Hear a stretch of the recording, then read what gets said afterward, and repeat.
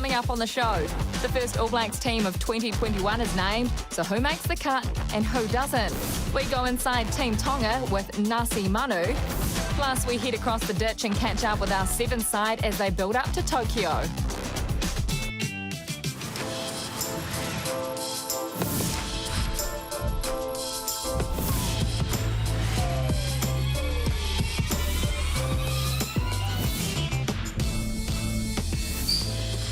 Welcome into Sky Rugby Club for another night. We have a busy show because international rugby, the All Blacks first test, they are back. So too through Joey Wheeler, Chelsea Alley, Israel Dag. You've actually got out of Farah Palmer Cup training, Charles. How'd you manage that? Yeah. Can I make a public apology to our head coach, James, for missing training tonight in the frost? Lucky you're engaged, eh?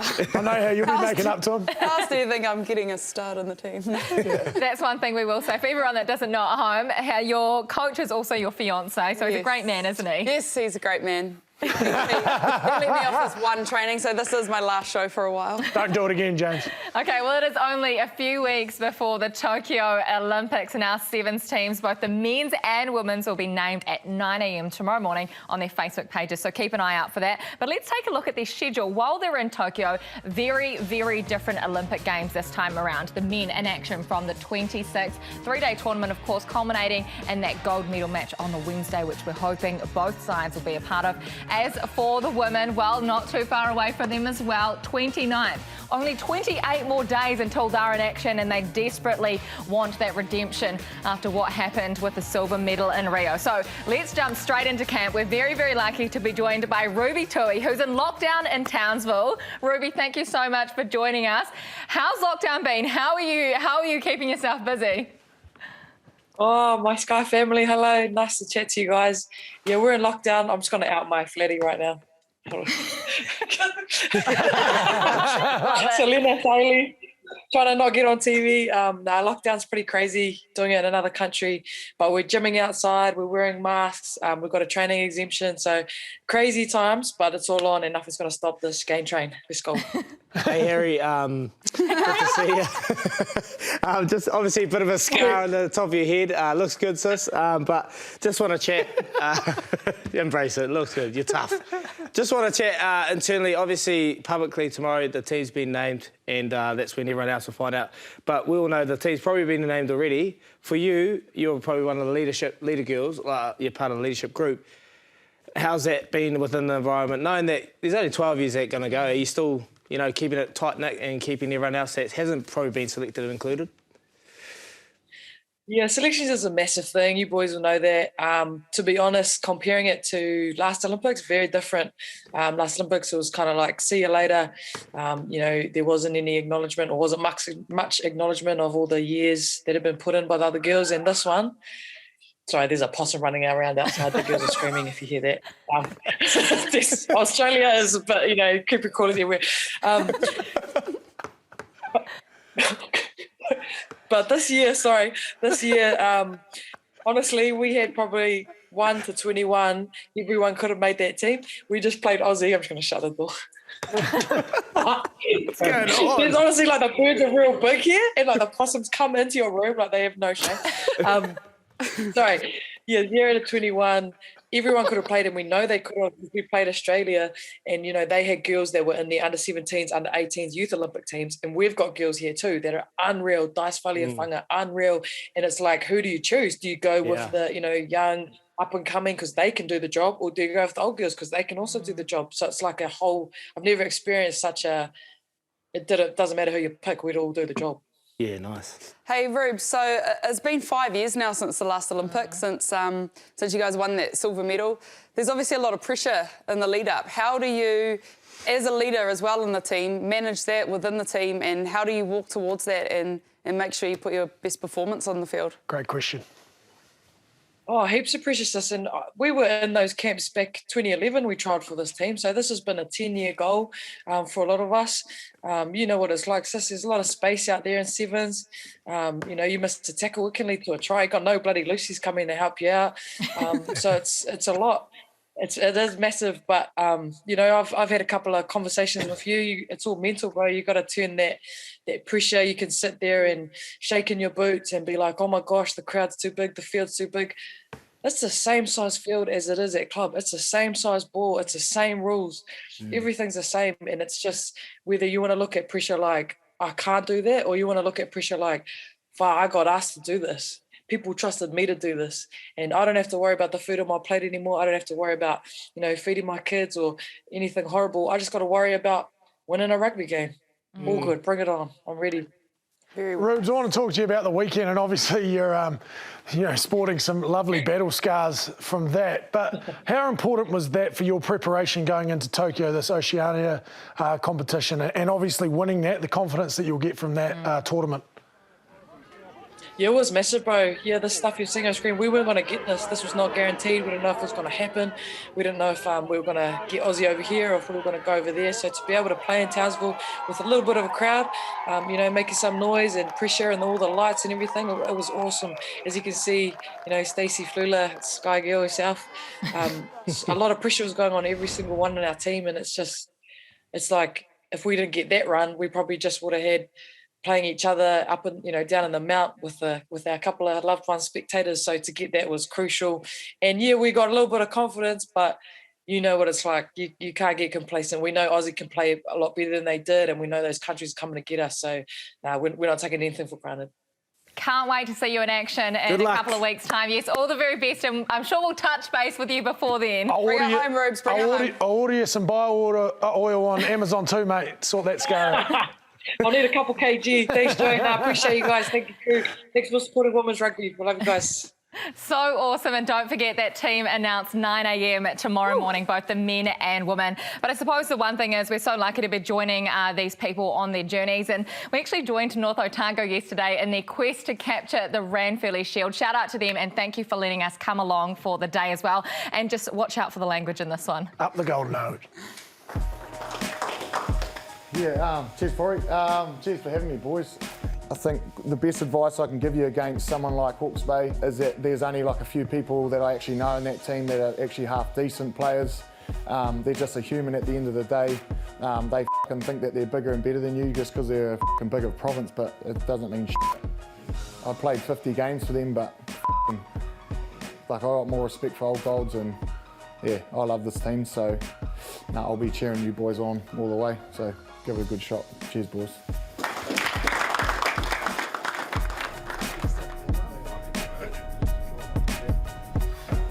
Tony doesn't pull any punches. He laid it on the line to us and told us what to do, so I don't think we need any more motivation than that. He comes in, sort of puts his 2 cents in. Yeah, a few of the boys sort of appreciate that, sort of gets a bit of the blood flowing. The Ranfurly Shield, it's big, eh? Like one of New Zealand's most coveted bloody trophies, so to get an opportunity to play for this is pretty big, eh? Like huge. Sort of speaks for itself, like, really, when you mention Ranfurly Shield, any players that sort of in New Zealand, they know what it's all about. Last one! Okay, so now our comms, our accuracy, our little bits and pieces we've talked about over the last few weeks, and our warm-up drill starts now. Kia ora talofa, our first Ranfurly Shield Challenge of 2021.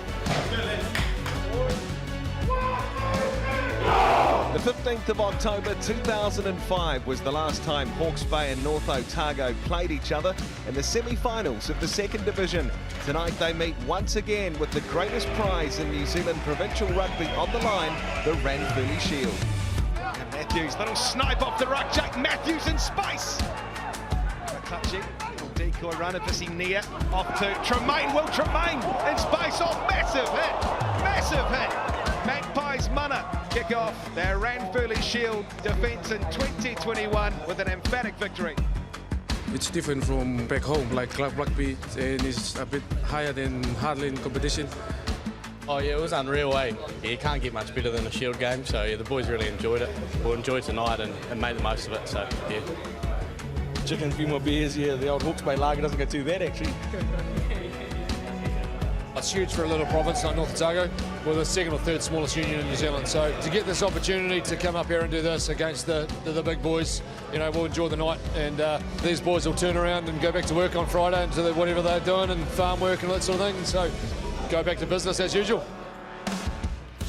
I'll tell you what, Kirst, there couldn't be a prouder union than the Old Golds, and I know that they would have gone up to Hawke's Bay, loved that experience, because you only get so many opportunities to play for a Ranfurly Shield, and I'm sure as much as they would have enjoyed that KFC, they would have enjoyed themselves and the hospitality in Hawke's Bay on that Wednesday night, and they would have had an absolute doozy of a time. So well done to the Old Golds, and you represented your province so well. Well, these are farmers, they're tradies, aren't they? They're real men with real jobs, and the same story with the Akali Tahi Tonga side that are taking on the All Blacks at Mount Smart Stadium this weekend. We're very lucky to be joined by Nasi Manu, so thank you so much, Joey, for setting that one up, and thank you, Nasi, for joining us. Now, we've heard that there's been guys that have come straight off the building site out of factories, and they're in this side representing your nation this weekend. Tell us some of these stories.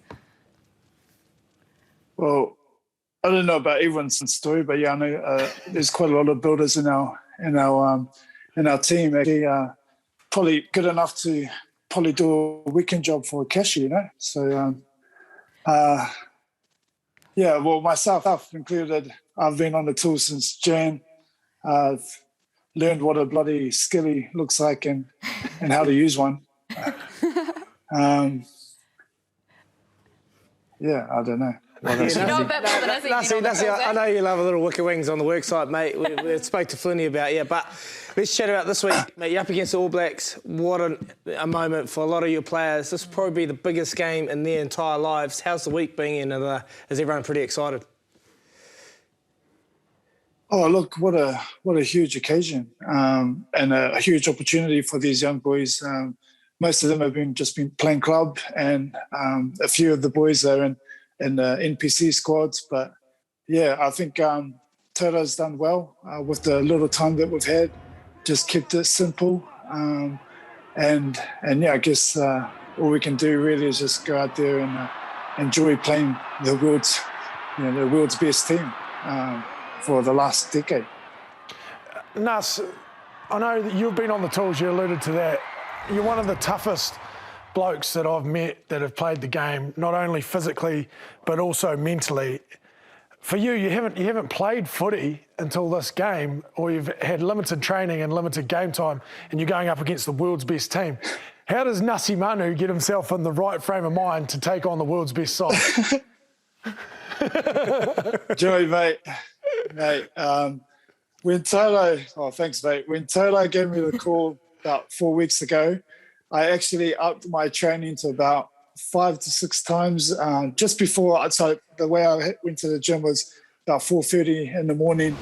I've given myself the best chance physically to sort of match what I'm about to ask it to do mentally on Saturday. But yeah, I'm a big mental man. There's a lot of dark thoughts that are going in my head just, as I prepare for battle. But, I've given my body a chance. But yeah, definitely could have been in a better place if I was a full-time rugby player. But unfortunately, getting a bit old, and yeah, picked up the tools and really been enjoying that side of things. And actually, to the GE construction, to my boys in Christchurch,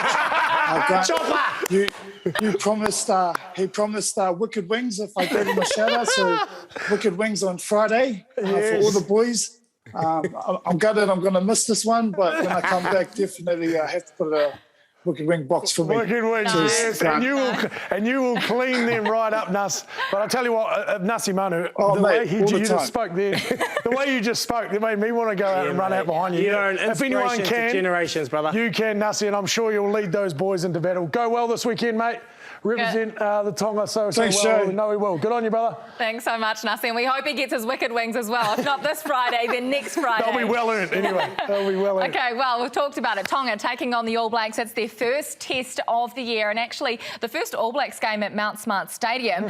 The media are labelling this an experimental side. Joey, what do you reckon? Is it a bit of a B team? Yeah, no All Blacks side's ever a B team, no way, Kirst. But I think a good opportunity to give some guys that are probably rewarding brilliant form in Super Rugby, Izzy, and I think the way that they've picked this side, it is a little bit of youth in there, which I like, because some of these guys are going to have big seasons, right? Yeah, 100%. It's a 30-man squad, 36-man squad, I should say. It's 15 games. So really, a lot of these guys are going to get game time. So this is just the first team of 15 games this year, potentially, and it's a wonderful side. Well, here is the team that'll take on Tonga at Mount Smart Stadium. Scott Barrett, Sam Whitelock, the new captain in here. Luke Jacobson back for the first time since coming home from the Rugby World Cup in 2019. Brad Weber, first test start, but it's Quinn Tupaia. He's the highlighted name in here because he's on debut, and what an amazing 2 weeks. Yeah. 2 weeks ago, he was with the Maori All Blacks. How exciting is this for Quinn? I mean, he's not long out of Hamilton Boys High School. He's had an unreal Super Rugby season. Look, yeah, for him, he probably didn't think this was going to come this year, but look, he's earned it. And I actually think Fozzie's been quite smart with his selections in the backline as well, because as a young player coming into a national team, you want to look to your left and right and not just be surrounded by people you've never played with before. So for Quinn, he can look to behind him. He's got D-Mac there, he's got Brad Weber, Luke Jacobson, that are all really familiar players for him, so that's going to help him. As a fan at home, what can we expect to see from Quinn Tupaia when he gets that ball? What's his strengths? You know, I think we'll expect to see exactly what we saw in Super Rugby, and that's him being dominant in his carries. He gets gain line every time. Yeah. He's got the ability to hold his feet, so we'll have the likes of Rieko Ioane and the wingers running off him to get even more metres. So he's an exciting guy, and I think Quinn could be the future. You know, we look past the next World Cup and it's like, who's going to fill that midfield? And what a perfect opportunity to get someone like him in. Nice. Chelsea, new combination, him and Rieko on that midfield.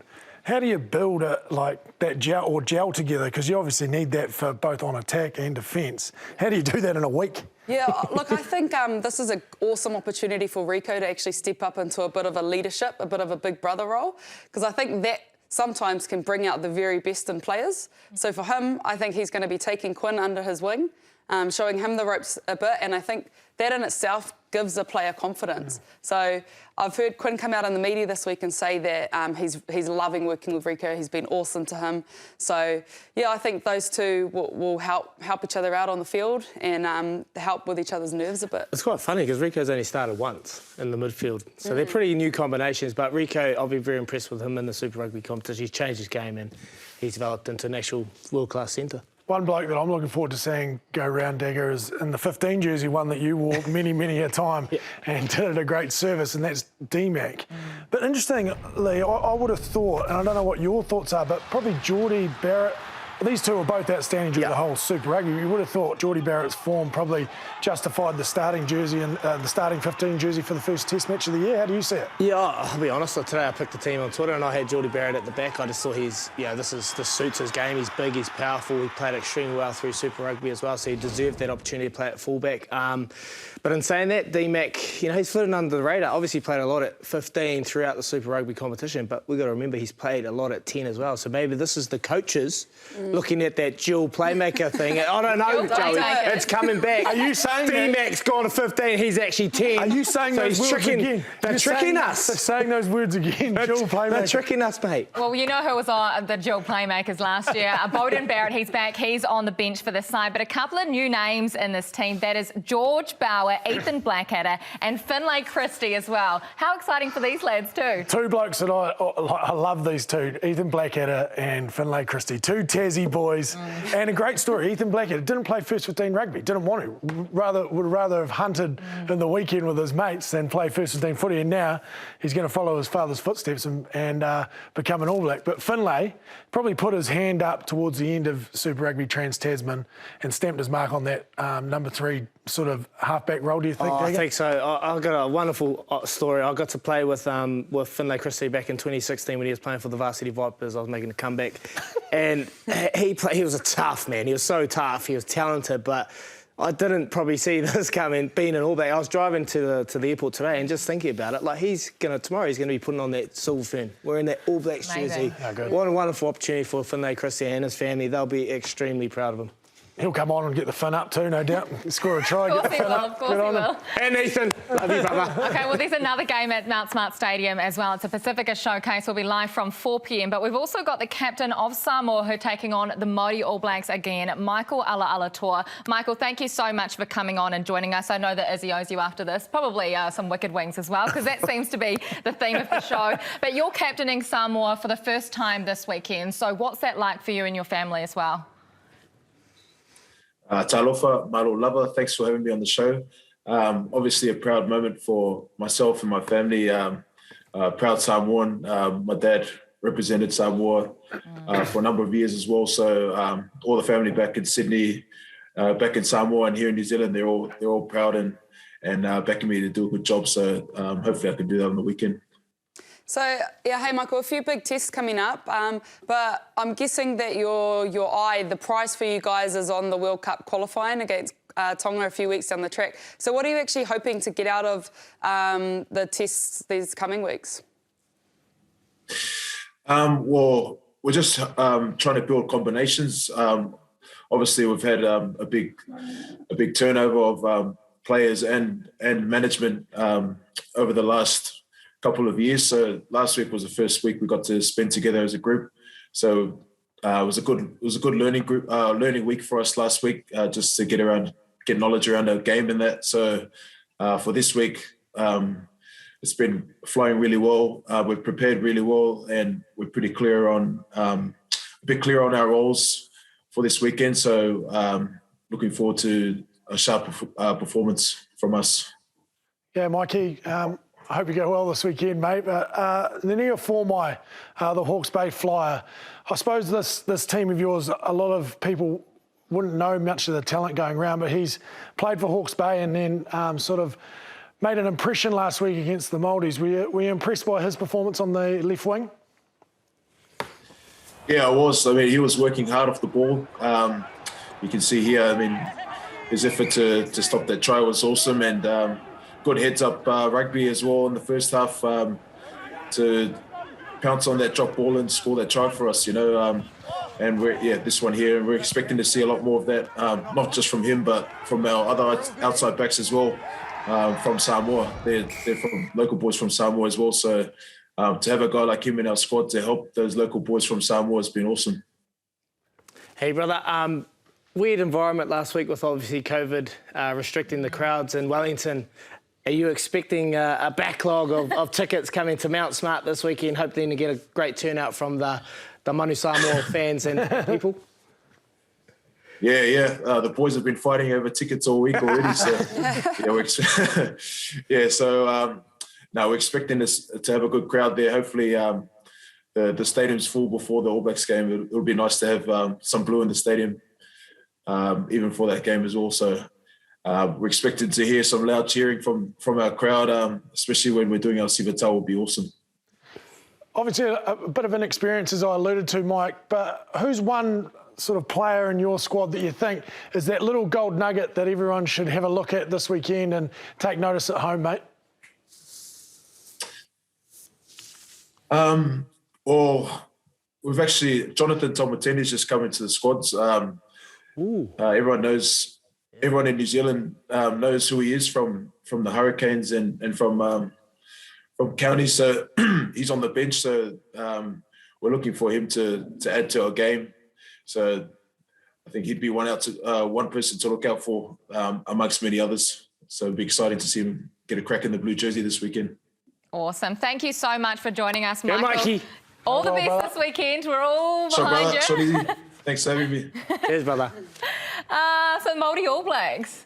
Paddy Parkinson, he's back, Joey. Yeah, I'm excited to see Paddy get back in this black jersey because obviously he missed last week due to concussion protocols, cancelled flight, couldn't get up there to complete those. But I think what I've loved about Paddy's growth in Super Rugby Trans-Tasman is he's sort of finally got those professional habits about his game. So for me, I think we want to see him dominate the game and put that real physical presence that we know he's got, but for more and more of those efforts, so speed to position, and then he'll have that impact because he's such a big guy. He has such a massive impact in terms of on defence and also on attack. Yeah, nice, Joey. Chelsea, thank you so much for joining us. We hope you don't get in too much trouble for coming on tonight. Thanks, Chelsea. Yes. We'll see you after the Farah Cup season wraps up and you've got the title. Izzy, thanks for coming on yet again, and thank you so much, as Thanks, always, everyone. for joining us on Sky Rugby Club. Enjoy the international action this Love you, weekend. mummy. And good luck if you're playing as well. Woo! Well, he gets after it. He will score here. He does. And they absolutely deserve that. Douglas picks it up, showing the ball over for the try. Relentless pressure. All ends and smiles. Commanding win for the Maori All Blacks.